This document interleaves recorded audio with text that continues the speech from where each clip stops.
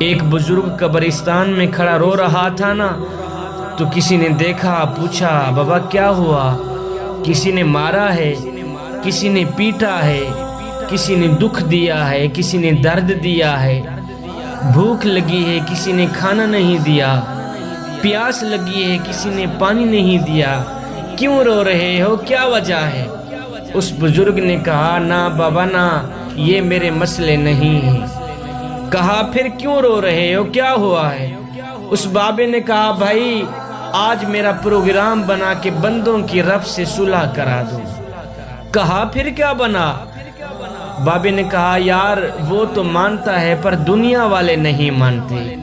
وہ تو کہتا ہے لے آئے نہیں میری چوکھٹ پر، وہ تو کہتا ہے لے آئے نہیں میری دہلیز پر، ایک ہی آنسو سے سارے کے سارے گناہ دھو ڈالوں گا۔ ان کو بول ایک بار میرے دربار پہ آ کر تو دیکھیں، ایک بار اپنا دامن پھیلا کر تو دیکھیں، اور بخشش کی حد نہ کر دوں مجھے رب العالمین بھی نہ کہنا، بخشش کی انتہا نہ کر دوں مجھے رب العالمین بھی نہ کہنا۔ میرے دربار پر اگر فرعون آ جاتا میں تو اس کو بھی بخشنے کے لیے تیار تھا، تو میرا اپنا ہے، تیرا میرا تو ذاتی تعلق ہے، اس لیے کہ تو میرے حبیب کا امتی ہے۔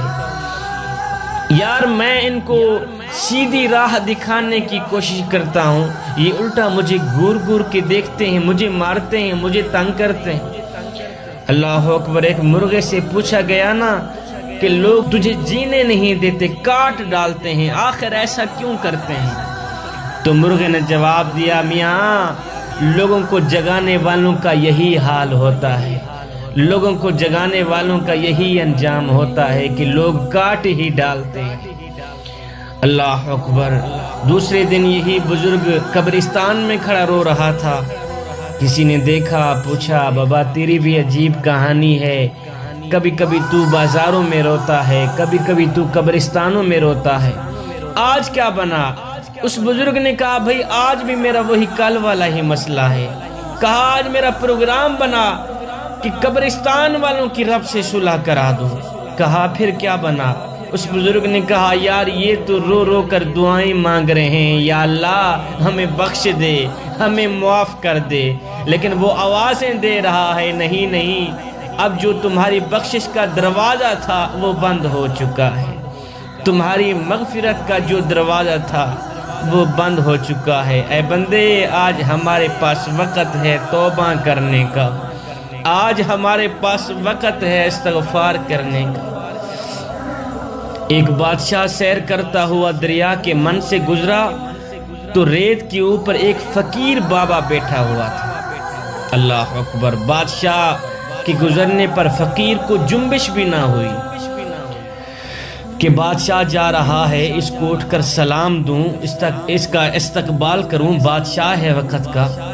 فقیر خاموش ہو کر ریت کے اوپر ہی بیٹھا رہا، بلکہ لیٹا ہی رہا۔ بادشاہ نے دل میں سوچا کہ شاید یہ فقیر مجھے نہیں جانتا۔ آخر بادشاہ بول ہی پڑا کہ فقیر میاں کیا حال ہے؟ اس فقیر نے کہا بادشاہ کوئی حال نہیں ہے، اللہ کی نعمتیں کھا کھا کر دانت ٹوٹ گئے ہیں، زبان اس کی ناشکری سے پھر بھی باز نہیں آتا۔ بادشاہ نے کہا فقیر میاں کیسی زندگی گزر رہی ہے؟ فقیر نے کہا جی کچھ آپ جیسی گزر رہی ہے، کچھ آپ سے اچھی بھی گزر رہی ہے۔ یہ سن کر بادشاہ حیران رہ گیا اور کہنے لگا شاید تم مجھے نہیں جانتے کہ میں کون ہوں۔ فقیر نے کہا میں جان گیا ہوں بادشاہ، تو بادشاہ وقت ہے، میں پہچان گیا ہوں آپ کو۔ تو بادشاہ نے کہا پھر میرے جیسی زندگی گزارنے کا تصور نہیں کیا جاتا، اور تم مجھ سے بھی اچھی زندگی گزار رہے ہو، وہ کیسے گزار رہے ہیں؟ فقیر نے کہا بادشاہ تو پھولوں کے بستر پہ سوتا ہے، میں ریت پہ سوتا ہوں۔ جب آپ کو اور مجھے نیند آ جاتی ہے اس وقت تجھے پتہ یہ نہیں ہوتا کہ میں پھولوں کے بستر پہ سویا ہوا ہوں، اور مجھے پتہ یہ نہیں ہوتا کہ میں ریت کے اوپر سویا ہوا ہوں۔ اس وقت تیری اور میری زندگی ایک جیسی ہی گزر رہی ہوتی ہے۔